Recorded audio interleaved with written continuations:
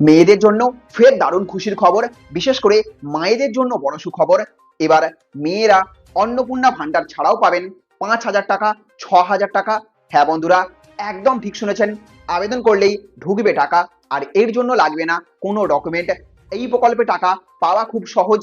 তো কারা টাকা পাবেন, কত টাকা পাবেন, কি কি শর্ত রয়েছে এবং কি এই প্রকল্প, কিভাবে আবেদন করবেন, সবকিছু জানাবো আজকের ভিডিওতে।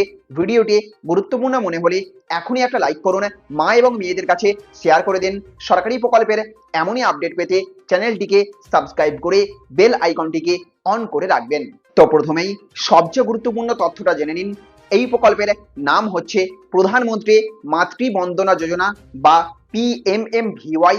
আর এটি কোনো নতুন প্রকল্প নয়, এটি কেন্দ্রের মাতৃত্বকালীন আর্থিক সহায়তার প্রকল্প এবং বর্তমানে সারা দেশে কার্যকর রয়েছে। এই প্রকল্পের আওতায় প্রথম সন্তানের ক্ষেত্রে মোট 5,000 টাকা দেওয়া হয়। প্রথম কিস্তিতে 3,000 টাকা, দ্বিতীয় কিস্তিতে 2,000 টাকা পাওয়ার ব্যবস্থা রয়েছে।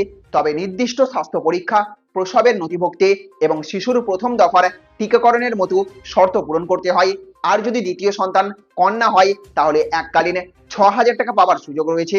এই ক্ষেত্রেও গর্ভাবস্থার রেজিস্ট্রেশন, ANC এবং শিশুর জন্ম এবং টিকাকরণের নির্দিষ্ট শর্ত পূরণ করতে হয়। তবে এখানে একটা গুরুত্বপূর্ণ বিষয়, শুধু গর্ভবতী হলেই যে 5,000 টাকা নিশ্চিত পাবেন প্রকল্পটি এমন নয়। প্রকল্পটি মূলত নির্দিষ্ট সামাজিক এবং অর্থনৈতিকভাবে সুবিধা বঞ্চিত শ্রেণীর মহিলাদের জন্য, যেমন BPL রেশন কার্ডধারী, মনরেগা জব কার্ডধারী, ই-শ্রম কার্ডধারী, SC/ST মহিলা, PMJY সুবিধাভোগী, NFSA রেশন কার্ডধারী এবং যাদের পরিবারের বার্ষিক নিট আয় 8 লক্ষ টাকার কম, তারাই পাবেন এই টাকা।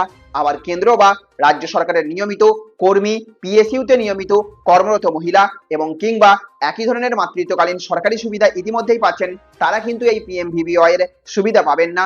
আবেদনের জন্য সাধারণত আধার কার্ড লাগে।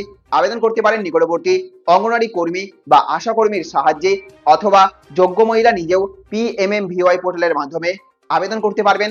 অনুমোদনের পর টাকা সরাসরি আধার বেসড DBTর মাধ্যমে ব্যাংক বা পোস্ট অফিসের অ্যাকাউন্টে জমা হয়ে যায়। তাই কোনো অচেনা ব্যক্তি টাকা পাইয়ে দেওয়ার নাম করে টাকা চাইলে তাকে দেবেন না। সরকারি পোর্টাল বা অঙ্গনওয়াড়ি কেন্দ্র থেকেই সঠিক তথ্য নেবেন। তাহলে বুঝতে পারলেন, প্রথম সন্তানের জন্য 5,000 টাকা, দ্বিতীয় সন্তান কন্যা হলে 6,000 টাকা পর্যন্ত সুবিধা রয়েছে। তবে নির্দিষ্ট যোগ্যতা বা শর্ত পূরণ করতে হবে। তো বন্ধুরা, আপনি বা আপনার পরিচিত কেউ কি এই প্রকল্পের সুবিধা পাওয়ার যোগ্য হলে কমেন্ট করে জানাবেন। ভিডিওটি লাইক করবেন, প্রয়োজনীয় মানুষদের কাছে শেয়ার করবেন এবং এমনই সরকারি প্রকল্পের সঠিক আপডেট পেতে চ্যানেলটিকে সাবস্ক্রাইব করে বেল আইকনটিকে অন করে রাখবেন। ভালো থাকবেন, সুস্থ থাকবেন। Thank you friends, thank you for watching.